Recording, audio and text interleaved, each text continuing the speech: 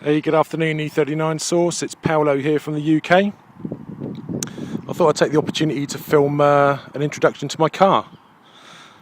So, apologies for the wind here today, but hopefully you can hear me okay. So I purchased this car, 3 months ago now. It's in great condition. What can I tell you? It's a 530. It's a 530i manual, 2001. It's got 118,000 miles on it with a full service history. Obviously silver, as you can see. Not the most exotic colour in the world. If I'd have had a choice, I'd probably like to get something a little bit different. But you know what? Given its age, its mileage, its condition, full service history, I really can't complain too much. So, like I say, it's a manual. And these are pretty rare in the UK, obviously. There was 34 530s available when I went to when I was searching for it, and 32 of those were auto, and only 2 were manual. So I was quite lucky to get hold of this. Now I've spent £1,550 on this car. I've invested another £1,000, so I'm basically £2,500 in. And I'll show you where that extra money's gone to.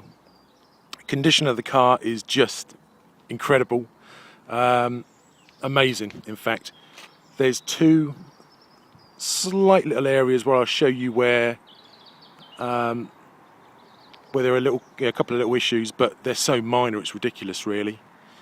First one is here. So replacing this trim piece will repair or will remedy 90% of the issue. There's a slight issue there with the paintwork, but it's so minor I'm not going to worry too much about that. So it's literally just this trim piece here, and also this here. This, I don't know if you can see this. This is the jacking. Well, it should have been, the jacking point is here, but clearly a previous owner, rather than using the jacking point, is actually just trying to put the jack on the door sill. So very sensible. So that's going to be quite a cheap and quite an easy repair, I think, for that. The majority of the money that I've spent has been on the wheels. It actually came with a 16-inch turbine alloys, and they're pretty lame. So these are my favourite BMW alloys. So picked these up off eBay for £300. Came with decent tyres as well. And I spent another £300 on getting them reconned because they were pretty poor condition. And finished it off with some nice valve caps and centre caps. I don't know if you can see those. There you go. We're running 23545 on the front and 25540 on the back. So other little things I've done, I've replaced the number plates. The number plates were trashed and they look really tatty, so I've replaced those. I think it's going to start raining here in any minute, so hopefully get this done soon. No rust, so that's pretty good. One issue that I did have with the car was when I first bought it, this boot latch didn't work. So I went ahead and actually purchased this boot latch second-hand off eBay for £10. Fitted it. That didn't solve the problem. So then I thought it must be the actuator. So I replaced the actuator, which is situated behind here. That didn't solve the problem either. And then I was fearing the worst, and it was confirmed that it was actually the wiring. And I'd heard that this area here was a bit of a troublesome area. So after removing half of the hose, there's actually 13 wires bound together, and basically one wire had been completely severed and 2 wires were hanging on by a thread. So after repairing those, I really need to retake this up again, but basically after repairing it, the boot latch worked and everything was fine. So I was probably only a few months away from having other strange electrical problems, because obviously those other wires were literally about to snap. So I guess if anybody's got any issues regarding electrical issues regarding boot release or regarding anything towards the back of the car, so things like number plate lights, that is really a good place to start, because it's apparently quite a common fault. Toolkit, never been used, and this has never been erected or taken out. This is absolutely as it was. No wear, no rust. I'm missing 2 tools, one of which is the spark plug wrench, one of which is the pin tool.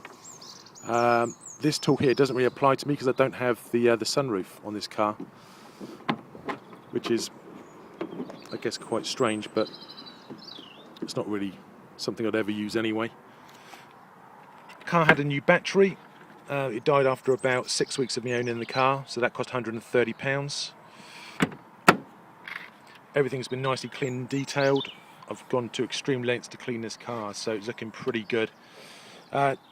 Only came with one of these luggage straps, so bought one of those off eBay for £5.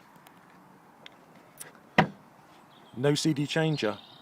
Not a major issue because I'm going to put a dice unit in this car, so everything is ready to go really. So once I get that, it should be coming in about the next couple of months. Condition of the interior. Now the interior is my favourite part of this car. It's in tremendous condition. Leather was starved when I first bought it, so I've conditioned it a couple of times after cleaning it, and it's come up a treat. A little bit of light cracking there, a little bit of a scratch, which I think I can get that taken out myself. Another scratch on the other side as well. Really, it's been detailed to an extreme level. I've taken off all of these covers that cover up the seat rails, and behind there's a lot of grit and dirt, and really cleaned everything up lovely. It came with a wood trim. Wood trim, as Melvin said, doesn't really scream sport, so I've spent £70 to get that fitted. So I'm just going to get inside the car now because it's just starting to rain. So £70 for the silver trim.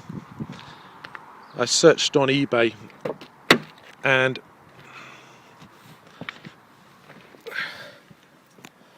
basically the silver trim, the guy said he had several sets for sale, and he said that every set that he had some marks or some wear on it and some scratches, and I said, look, would you be willing to go away and cherry pick out the best bits of each set?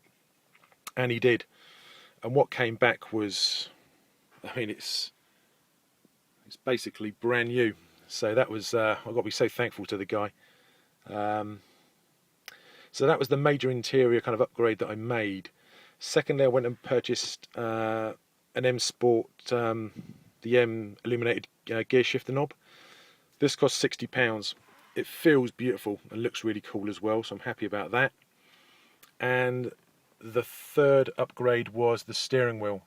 This car came with the 4-spoke wagon wheel, which was just, it's ridiculous. It's so big, it's so uncomfortable, it's so hard. And putting this thing in is transformed the car totally transformed it. £70 off eBay. Condition is absolutely awesome. Couple of, I mean, really slight marks on top of the controls there, but you know, I'd be really picky if I was to start criticising it for that. £70. Doesn't come with the M stitching, but that's not a major issue. Really happy. Mileage 118,818. Everything works fine. Air conditioning, blower works fine. Ice blows icy cold. Wow, look at that. They may be useless, but they actually work, I suppose. Yeah, so apart from the electrical problem in the back, the boot release, which has now been fixed, this car is pretty much done, to be honest. I've spent £2,500. I'm not entirely sure what else needs to be done on it. I suppose I could look to get it lowered, and then really that thing of money might be better spent saving it towards an M5, which is ultimately what I want. It's funny, when I actually first logged onto the site, I had no intention of buying an M5, but after viewing E39 source, I find myself desiring one like crazy, so that's going to be the next thing. But I think I'll keep this for a couple of years. I would show you the engine, but really there's not really a lot to show. It's been cleaned and detailed. The engine did have an oil leak, and that was caused by an ill-fitting valve cover gasket. They basically didn't seat the gasket properly, the previous owner. The condition of it was still very good, so we just reseated it and left it at that, and that was fine. Let me just venture outside just for one more sec. It seems to have stopped raining now.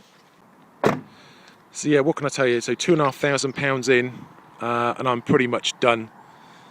The alloys have just made this car look awesome, and they look fantastic. So like I say, it could do with being lowered though, 1.5 inches.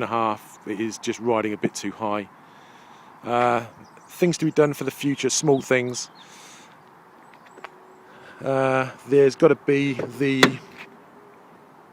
I'm going to get the silver cluster rings. They're on their way from Taiwan or somewhere at the moment, so they should be arriving shortly. That's completely trashed, so that needs a new door seal, so I can follow Ryan's install video on that. That's pretty straightforward. And one other thing, which is going to be the Colton upgrade for the lights. I'm going to get the £20 white bulbs rather than these stock yellow ones. They don't really look too good. So yeah, let me know your thoughts, let me know your comments. Yeah, everybody keep up the good work, and I'll speak to you soon. Cheers guys, thanks, bye.